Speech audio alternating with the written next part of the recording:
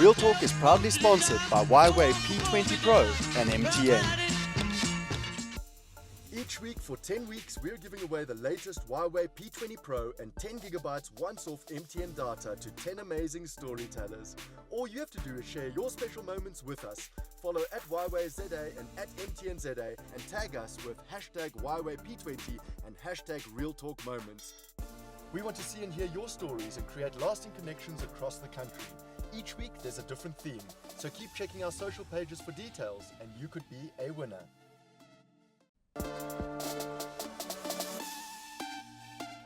Good evening and welcome to Real Talk on SABC 3. I'm your host, Azania Mosaka.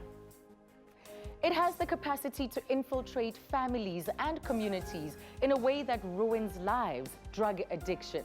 Today on Real Talk, we'll meet people who got addicted, lost it all, hit rock bottom, and fought the brave fight back to sobriety. Let's get the show started.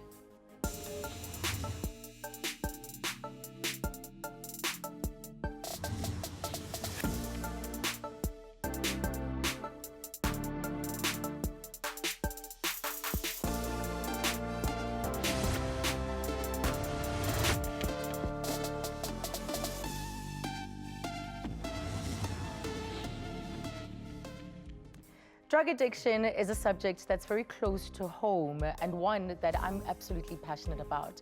So on today's show, we begin by meeting a man who today is a community developer who wanted his home of rehab to be viewed as more than just a community riddled with problems. So with that, let's welcome Brandon Isaacs. Brandon, it's great to have you here. Welcome. Thank you, it's a pleasure. And thank you for being so willing to open up, not just about the work that you're doing presently, but the journey that you've had to travel. So your interaction with drugs started in high school, right? Yes. So take me back to those days. What led you to using drugs? Well, for me, I think it was a matter of trying to belong, trying to fit in, trying to be part of the cool crew. And, you know, I always saw myself as a trendsetter. Yeah. I always saw myself as one that, you know, first come up with things and the others follow. And for me, it started off, you know, with things like sniffing benzene. How old were you? I was probably standard 8, standard 9 at that time. Yeah. So early teens. Yes, 13, 14. Yes, yes. And you know, just hanging out with people and it slowly progressed to other things like smoking dacha. And this was on a regular basis. And yeah, so for me it was, you know, being in the moment, being the party guy. Yeah. You know, sharing the spotlight with the cool crew. And for me, that was part of being cool. That was part of, you know, expressing myself and being in the moment. So at the time, you didn't see any harm. Did you see the risks that you were putting yourself under? No, none whatsoever. Life was good. Yeah, you life were was good. Seen as cool. Life was good. In actual fact, to a point where I would, we would find some elder guys in the community that would offer us to sell a few of their products. Wow. And, you know, that would also then, support my habit in a way. So now you part of the cool crew. You're making a little bit money here and there. So, you know, all good. Yeah. And yeah, sorry. No, I wanted to because you, as you said, you got roped in with the older guys, Yes. and then you started selling. Yes. And it's one thing that you also talk about, that it's not something you're proud of. Yes. But you're responsible for introducing a particular class of drugs Yes, yes. into Rehab Park. Yes. What was going on there? Like you said, I'm not proud of this, but some of the drugs that the guys are currently using in the community we introduce, you know. Yeah. We specifically focused on what you call party drugs, because at the time there, you know, there was more of your what they call mandrakes or things like that, and you know, it would be associated with people that you don't want to be associated with. Yes. But we came in with a different swing of things. So the things we were using, you know, it was good-looking guys, it was good-looking girls, it's parties, it's drinking, it's fun, and you want to be associated with these people. I mean, this is an in crowd. Yeah. And the drugs that we, you know, like introduced in the community at the time were things like acid, LSD, things like ecstasy, what they call cat, and these were the type of drugs that we started using on a more frequent level in the community. So now you were smoking dacha, and now you've shifted and you've become a dealer within the community. How is this operation? Give me a sense, because so many communities are riddled with this problem, and it is within, these things are coming from within the community. Look, there's always an opportunity in the community for a youngster who is eager to make money, especially in that kind of way. Yeah. So it wasn't a difficult thing for me to align myself with certain people that would feed me these type of things to sell. Yeah. And like I said, you know, on the flip side of it, it was also feeding my addiction. So you and started my taking. habit. You started using the same drugs. I started that getting you've high of my introduced. own supply. Yeah, yeah. And that was to my own detriment, yes. What happened? Well, leading up through my school years from your benzine and dacha, right up to my matric year, where I actually think I really went off the rails. In my matric year, my mother went through a very ugly divorce, and I took it extremely difficult. Because this was my matric year. I was looking forward to this year. Yeah. Never failed in school, and this happens in my matric year, 99, if I'm not mistaken. And you know, this was just a way of acting out, you know, against what was happening in my life, in my parents' life, you know. And unfortunately, I, you know, indulged myself in addiction, and from there on, it just went downward. So was it from the pain that was happening inside the home? Yeah, most definitely. I would say, you know, 90% from the pain. Yeah. I also Was your mother aware at the time? She was aware at the time. However, I think she also didn't know how to deal with it. Okay. Because she was dealing with her own hurt, pain. in a sense, Yeah. especially in the way it happened. Yeah. You know, especially in the way it happened. And then, you know, she had to take care of my brother and things like that. But I was all of a sudden, you know, tasked with being the man of the house, and I had a huge amount of responsibility all of a sudden. And for me, you know, I would just say, you know what, I did that, I did this, so this is my time now. Yeah. And I would go for weekends on end and get high.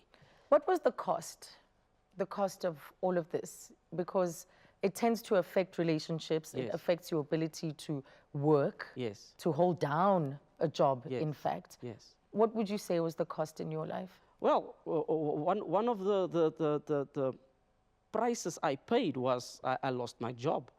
I lost my Were job. you using drugs at work? Yes, we were using drugs at work. We would get together as a bunch of guys, maybe not working very far from each other, email each other, and lunchtime all go and find a taxi somewhere, give the taxi driver something, and use his taxi to snuff and doing things like that. So that obviously now the absenteeism affected my ability to do my work, and the lying and you know, all of those type of things, and Yeah. to the point that I lost my job in actual fact. Yeah. A lot of people who decide to kick the habit, there's always this talk of a rock bottom. Yes, Do you know what rock bottom is like? Did you ever get there? I think I did. In actual fact, I think I had a couple of rock bottoms. One, I smashed my vehicle after a probably 4 or 5 day of partying, no eating, just drinking and you know, doing drugs. And one night I was driving home, and my vehicle was parked in front of my grandmother's house. And you know, I jumped in the vehicle and I was on my way to my sister, and I drove into a 10-ton truck. Up until this day, I don't know if I fell asleep behind the steering wheel or I tripped, I don't know. But, you know, that was really like a low point for me. And one Monday morning, I woke up after spending a couple of $1,000 at the dealer's house from the Thursday night. I woke up one Monday morning being kicked out like a dog, Yeah, not even having a rand for a cigarette. yeah, And I sat next to an illegal dumping site. yeah. and the stench and the, you know, things. And I sat next to that and I saw myself as that. You know, and for me, As the that's, heap you were sitting next to. that was what I became. So yeah, that was definitely also. And then there's the family disgust. You know, when people look at you, it's like they get a bad smell. You know, and it just that disappointment, the mere disappointment in people's faces. Yeah, that was definitely a... Yeah, which can lead you to then isolate yourself. Definitely. And be with this problem, with this addiction that is in one way a comfort, something you've come to rely on. Yes. And then in another way, it's something that is causing the destruction. 100%. And at least that's how I've come to understand it from a loved one in my family Yes. who has battled for over 20 years, and it's robbed him of an opportunity to raise a son, to be able to be a son, a brother, a contributing member of the society Yes, for the bulk definitely. of his adult life. Definitely. There's still so much that we can understand about this problem and how it riddles our communities. So just know that Brandon will be back a little bit later in the show to talk about reimagining his community and how that's helped with assisting other addicts. So after the break, we'll also meet Tshepang Mapalla, who spiraled out of control through his drug addiction, and he lost access to his children as a result. We'll be right back.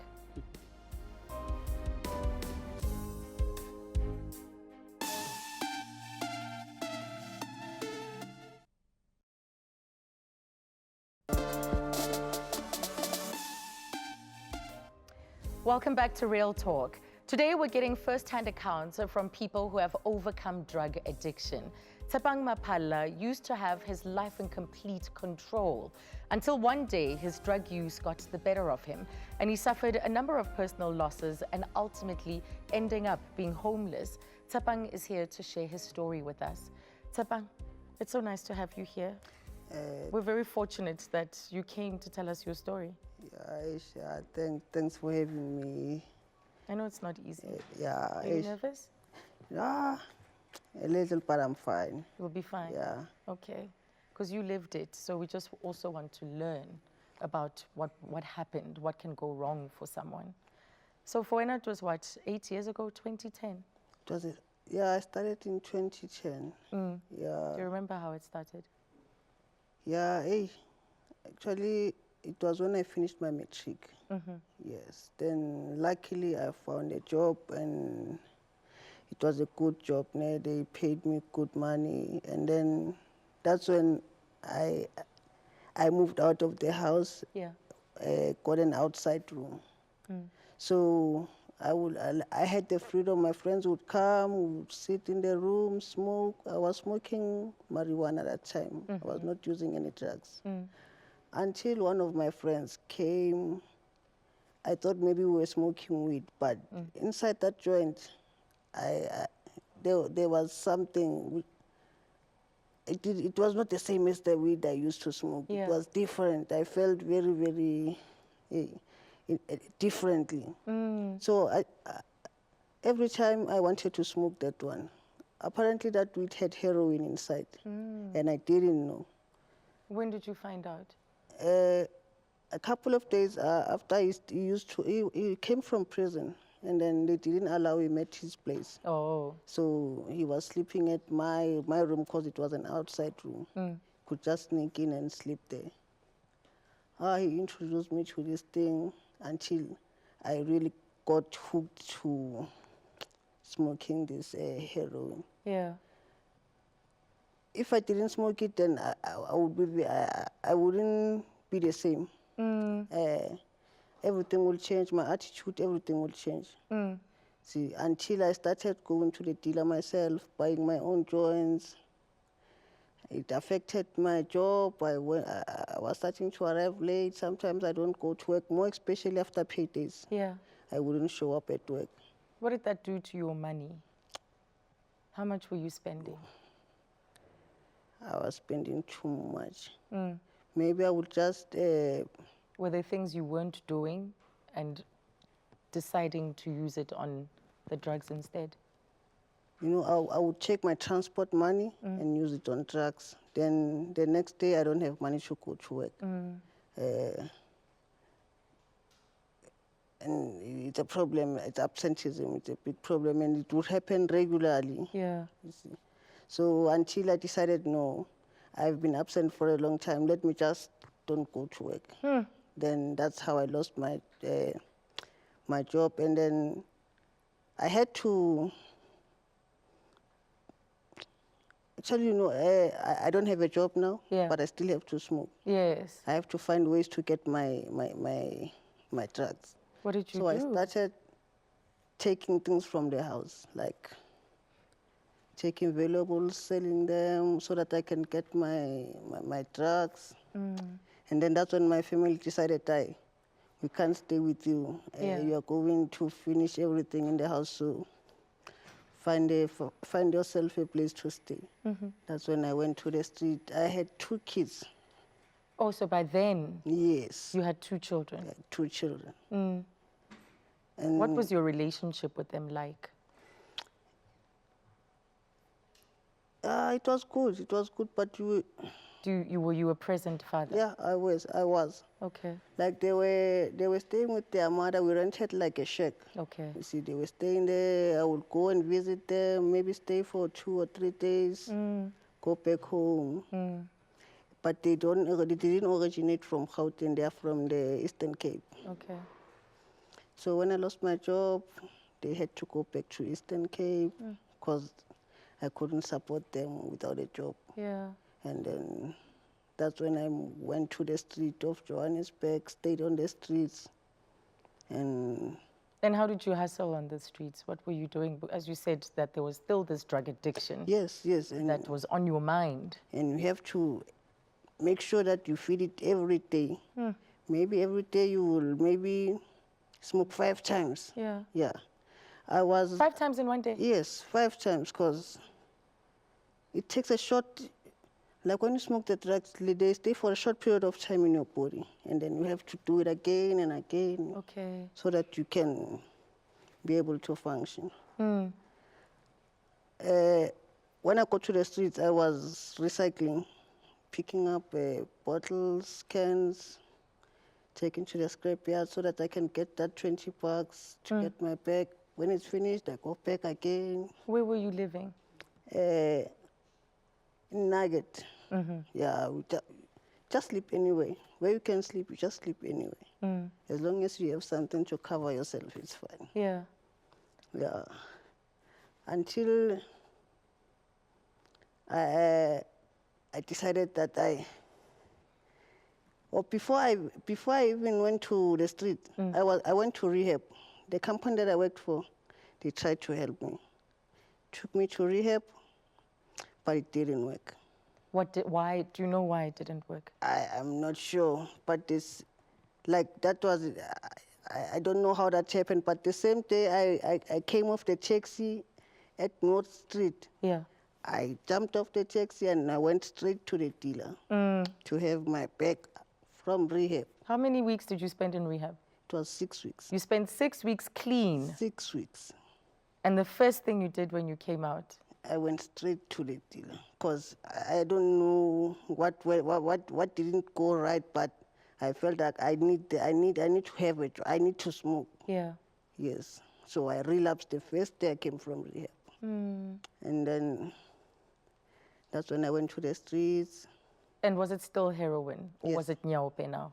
Heroin, nyope is heroin. It's heroin? Yes, Mixed in different ways? yes. Okay. Actually, I don't know, but nyope is heroin. Okay. Yes. So were you smoking it only, or were you also taking it with an injection? I was injecting it. Yeah. I was injecting it. Because when I was smoking, I couldn't feel it anymore, you see. So I needed it to be more stronger. So if you inject it, it's more stronger than Yeah. smoking it with weed. So I injected it, and I got sick, very, very sick when I was on the streets. And apparently, there are guys who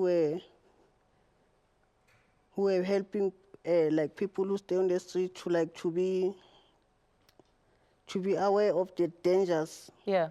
they're exposed to when they inject drugs. So I went to them, they spoke to me, and they introduced the program called OST. Yes, which you're currently on now. Yes, which I'm currently on So now. it's been how long since you've been on OST? I've been on OST for 6 months now. Yes. This is my last month. I'm completing the program now. We are going to talk about how OST works. Yes. But in these 6 months, are you finding that there's hope? Are you less preoccupied Definitely. with the drug? Actually, I don't know. This looks like a miracle. I didn't think that I will ever be like this. What was Tshepang before that or during that period? I don't even know how to describe the way I was. Actually, it was like I was nothing. I just lived to wake up, recycle, smoke, sleep, wake up. I didn't care what happens next. Yeah. You see, but yeah. And in high school, when you think about who you wanted to be at this age, all these years later, what were your dreams? Yeah, I did plan to be like, have my own, like my own house, work, have a good job, be a father to my children, provide for my family. Yeah, those are all the things I wanted. But I lost hope as I tried rehabs, I tried different things, but they never worked. They never worked. Are you seeing them now? Have you seen your children? I'm actually communicating with them via the phone, but my family, I used to go and see them, my mother. Yes. But, you know, it's difficult for people to accept if they know what you were before. Yeah. Like, They don't trust that yeah, this is they no it. longer trust you. Yeah. Like, even when you visit your family, let's say something goes missing, you're going to be the first suspect. Even when it's not you, but definitely you're going to be the first suspect. So building and rebuilding the trust, what about Tshepe hape? It's quite a journey. It's very difficult, very difficult. But I'm trying, and eventually it's working. Right. See. Well, let's take a break, Tshepang, and when we come back, I want us to explore the impact that OST, this therapy that you've been on, and the impact that it's had. Well, Tshepang will be with us after the break, but he's, for the past 6 months, been on the maintenance therapy program known as OST, which we'll be talking about next. Stay tuned.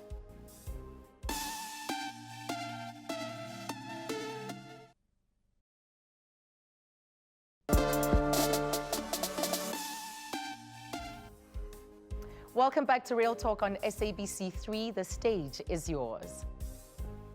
Well, before the break, we heard about Tshepang's previous battle with heroin addiction.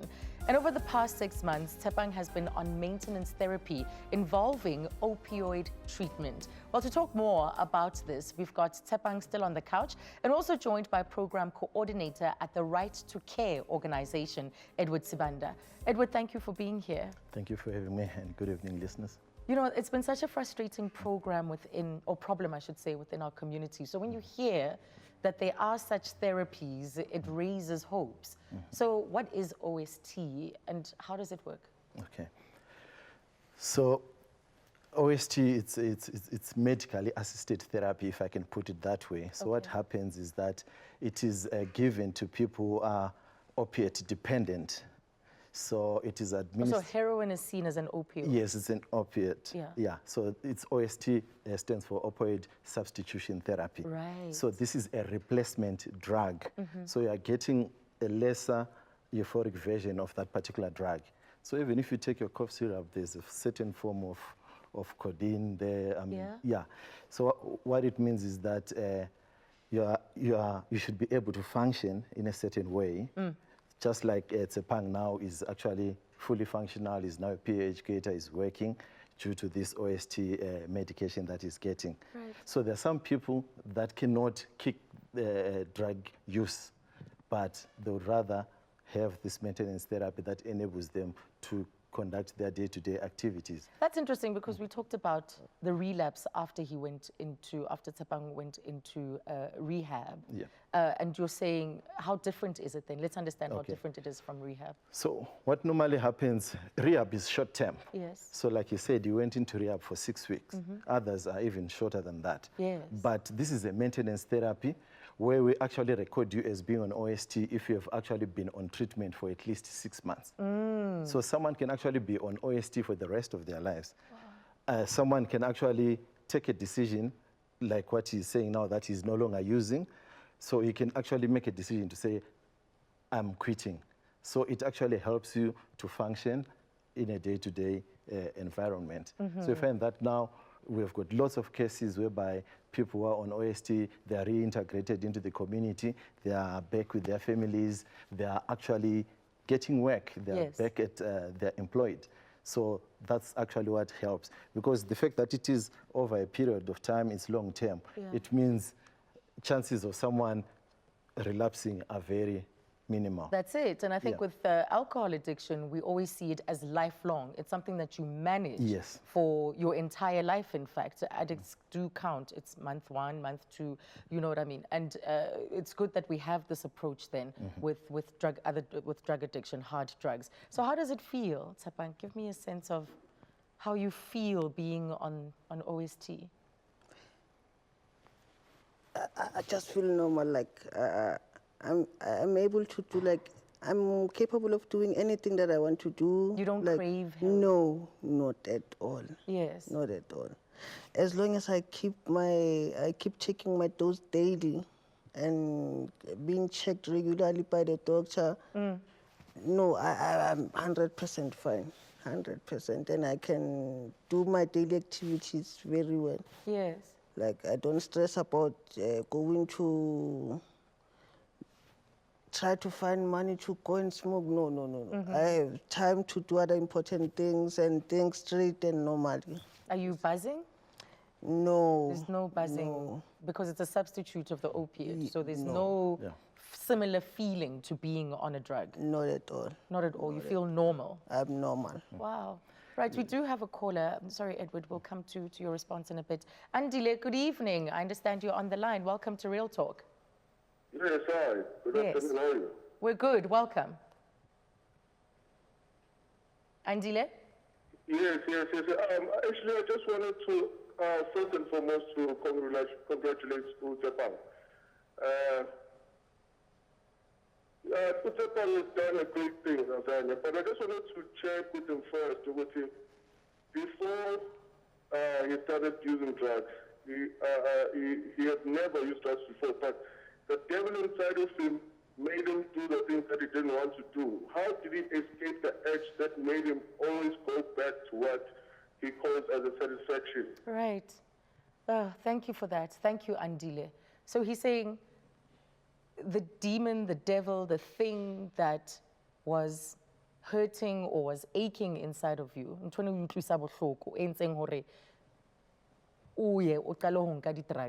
how did you conquer that? How did you overcome that? Is it still there? Have you addressed any of those issues that you may have been struggling with before? Actually, I wouldn't say there's anything which made me take drugs. Like, it was just accidental. Yes, I was just experimenting, and then eventually, I experimented with something that I couldn't get out of easily. Yes. Then, yeah. How old are you now? I'm turning 32 in November. Okay, so you were in the grips of the heroin addiction for how many years, would you say? From 2010. Yeah. Oh, 2010. So it's about 7 years or so. Yes. Okay. All right. So, Edward, is this a government-sanctioned program? No, currently we are running a program that is funded under the Global Fund for AIDS, TB, and malaria. Okay. So this is a donor-funded project, which is actually in 4 provinces, and we are active in 4 main cities like City of Johannesburg, Cape Town, Port Elizabeth, and Durban. Okay. Yeah, so we are. It's an integrated model that brings a number of interventions, because when you talk drug addictions, people get addicted from different forms of using drugs. There are those who smoke, there are those that sniff, there are those that inject. Yes. So we are mainly trying to address it from a medical perspective in terms of HIV prevention. Oh, needles, the Yes. sharing of needles. So what often happens now, hepatitis. Tsepang did mention that you start off by smoking. It gives you a certain high, but you want a higher high, you know what I'm saying? So you tend to injecting. So that brings again other vulnerabilities now. Yes. HIV, hepatitis C, which is more deadly than HIV currently, and it's spreading. So as a program now, we actually get former users or current users who are able to go out and talk to their fellow peers, because it's easier from peer to peer. People who've been there, who know what it's like. So Tsepang is one of those peer educators. So now they're the ones now who go out and conduct what we call harm reduction interventions. So they talk, they offer information, and after that they talk to their peers who would actually be screened to see if they want to be on OST or not. Okay, so how is it administered? Because as you said, drugs are taken through sniffing, through injecting, and you mentioned a dosage earlier on. What does that entail? How is it administered? So within the program, we actually have got a doctor, an OST doctor, who's actually responsible for individual case management. Okay. You can actually tell that, no, maybe if I put my client on this particular dosage, they monitor it to see if they are still getting withdrawal symptoms or not. Right. And then maybe if there's need to hike the dosage, they can do that, or they can minimize it up until a certain level where one is actually able to function. So the whole point why rehab at times doesn't work is because they don't manage withdrawal symptoms. Withdrawal is the worst thing. So with methadone, which is the drug that is used within OST therapy, it actually manages withdrawal. So do I take it like a cough syrup? Yes, so it's a dosage that you get in the morning. With daily? Daily, yes, with the OST nurse in attendance. You take it. And in the presence of a nurse? Yeah, so there's an OST nurse. So it's a highly... So if he's living at home? So that's the issue now, because we've had issues at times whereby someone can actually get that dosage and don't take it and sell it off. Right. So now what happens is that we've got an OST clinic. So they come daily, take their dosage. But for those that have been on a program for a longer time, then we experiment by giving them, let's say, weekend doses to see how it goes. Then eventually they'll be getting doses to take. Yes, that to trust take thing, that Yes. trust thing that's been taken away Yes. through drugs. Well, Tsepang, thank you very much. Thank you. I hope there aren't too many consequences, broadly speaking, in your life for being here today, because that was part of our nervousness, that it's still so early in your journey, and you managed to come through and talk so openly. Thank you.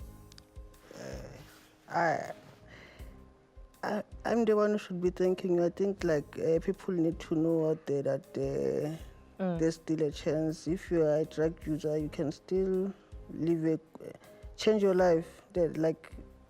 Addiction is not the end of the world. There's still a solution out there rather than rehab. Yeah. There's still hope. There's definitely still hope. Yes. That was Tsepang Maphale, and thank you so much to him for being willing to share his story with us today. Well, after the break, we continue the conversation. We're bringing Brandon Isaacs back, and we'll also chat to Edward Sibande about some of the challenges in tackling drug abuse, particularly in our communities. Stay tuned.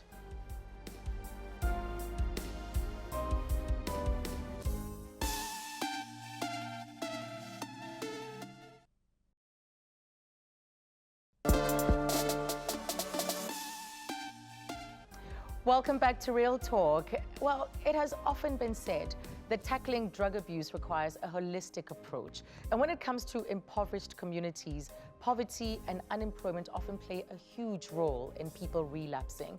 And that's what we want to focus on next as we talk about the challenges of eradicating drug addiction in our community. Gentlemen, it's one of those things that feels so elusive. On the one hand, you have the community frustration, and then on the other hand, you see the spiral, this drug problem continue to explode and explode and explode.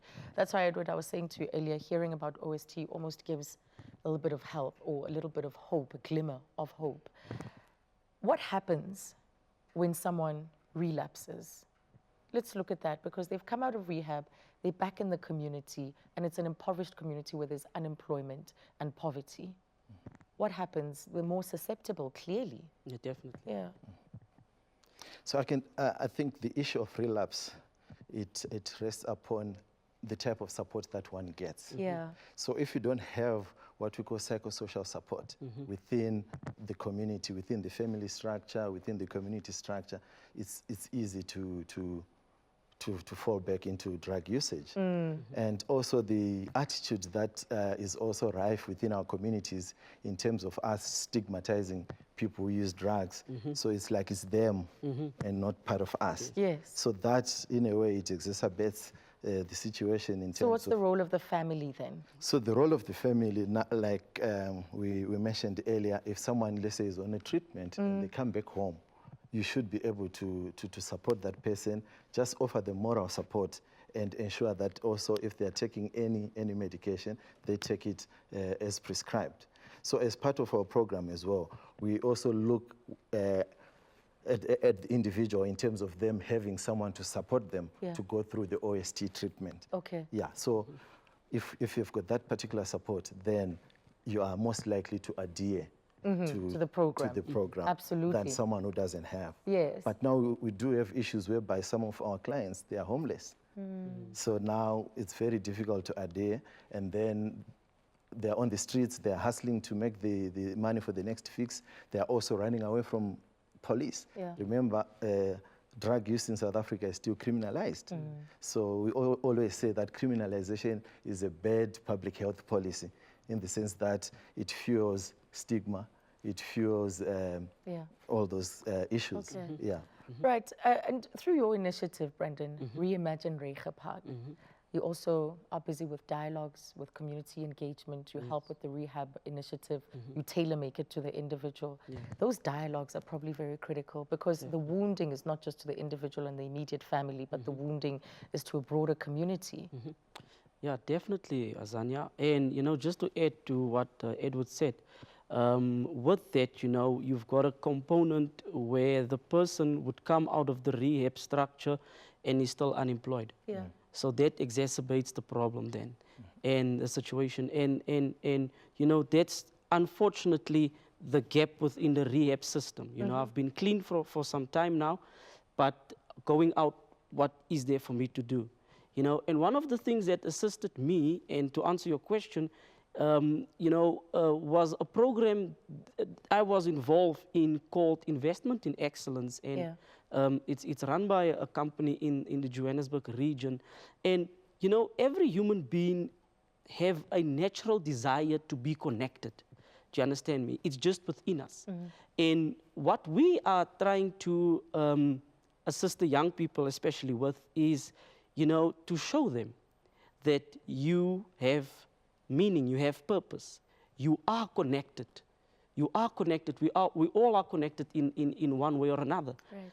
And just to help them with tools to think differently about their situations. And through this initiative, we then strengthen the individual in itself, and then we then you know, maximize the chances for the person to become a contributing citizen of the society and community overall. Yes. You've never been to rehab? No. I've never been to rehab. I'm very fortunate in a sense that when I wrote off my vehicle, when I was in an accident, you know, I found myself one day sitting in front of a house I was renting. And, you know, Edward, you would know, Tsapang would know, you know, addiction isn't a one-way channel. You can't put your finger on this and say, you know, this is gonna help. For me, it was totally different, you know, in a sense that I believe up until this point, I heard the voice of God. Right. You know, and like I said to people, you know, I really can't talk about anybody else's story. But this is what happened to me, and it's all what I know.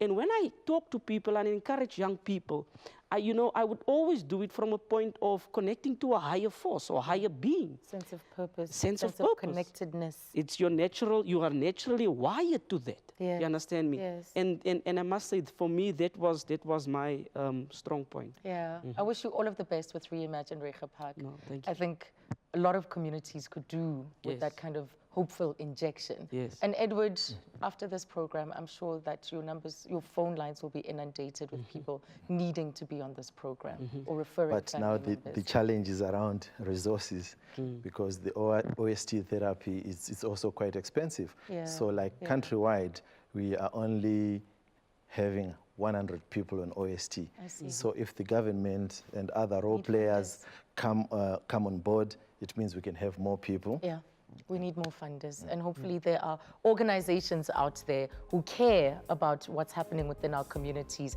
and will look at this perhaps as their CSI initiative and something that they can champion, because so many of our young people, their lives are being taken, they are robbed by this drug addiction. Stay with us as we bring you another edition of #Real Talk Moments after the break.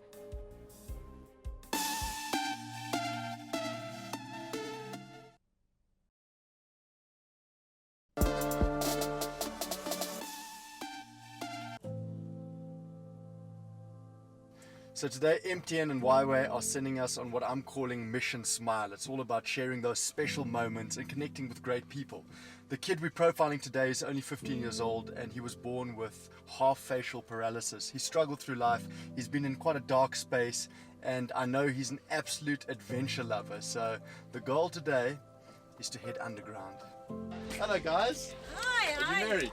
Mary. There we have. There we've got the family and you, Brandon. How's it going? Fine. You ready for some excitement? Yeah. Cool guys, let's rock and roll. Moby syndrome is basically the children, not everyone knows about Moby syndrome. It affects the vision. It has also to do with your hearing and your facial muscles and everything.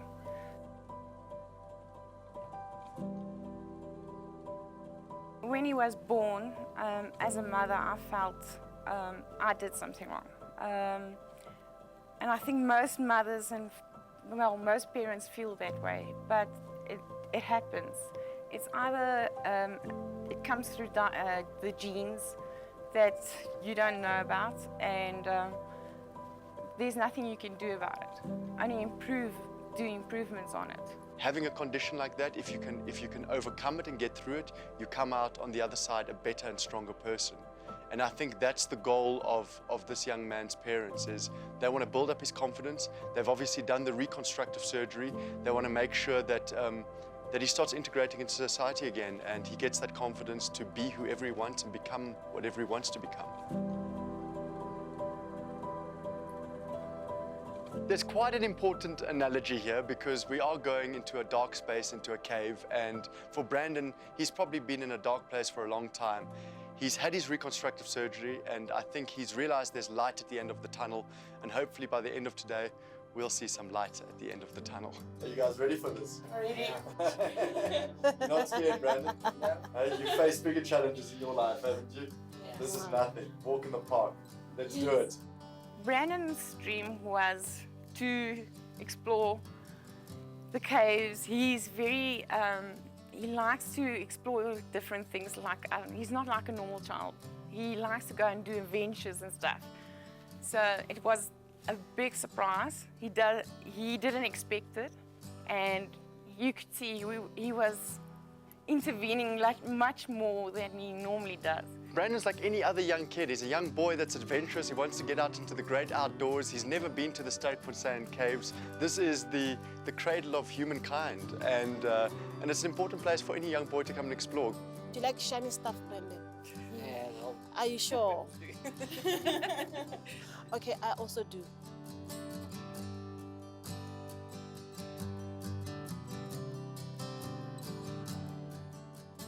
For me as a parent, the operation was for me the worst ordeal to go through.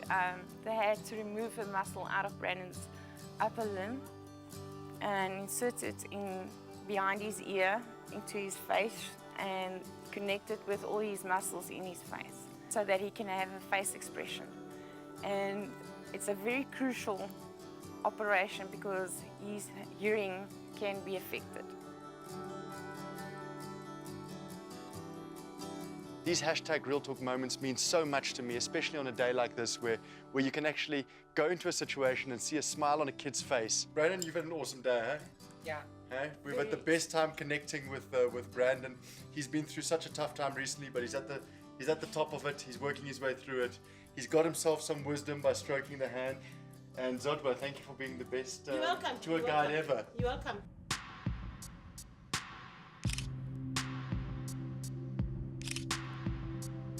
From my side, a big shout out to our sponsors. Thank you, YWay and MTN, for making these hashtag Real Talk moments possible, and also to the Smile Foundation.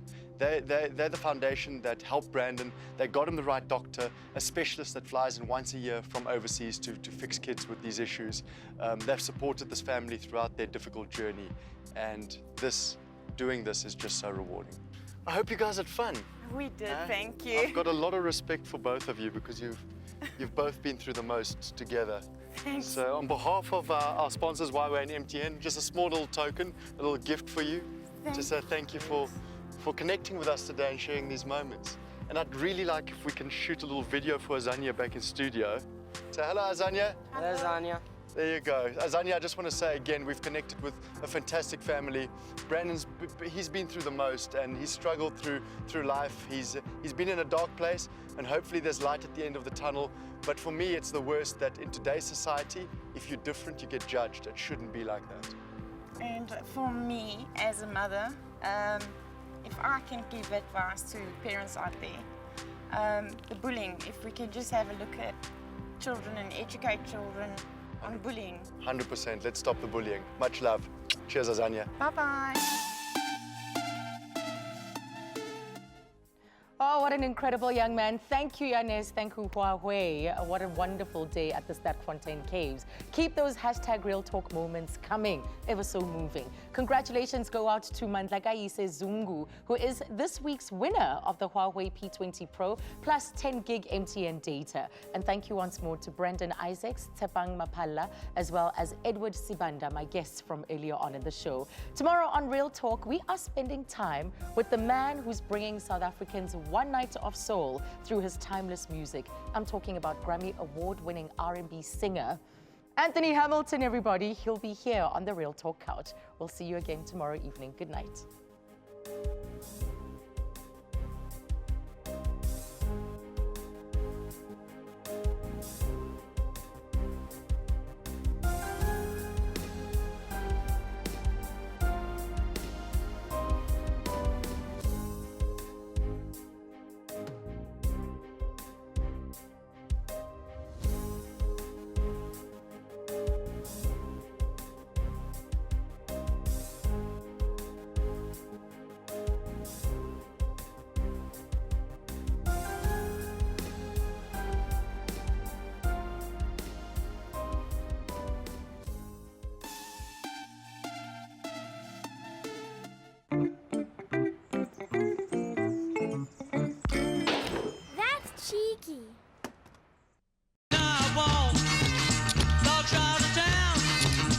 Real Talk is proudly sponsored by YWay P20 Pro and MTN. Each week for 10 weeks, we're giving away the latest YWay P20 Pro and 10 gigabytes once-off MTN data to 10 amazing storytellers. All you have to do is share your special moments with us. Follow at YWayZA and at MTNZA and tag us with hashtag YWayP20 and hashtag Real Talk Moments. We want to see and hear your stories and create lasting connections across the country. Each week there's a different theme, so keep checking our social pages for details and you could be a winner.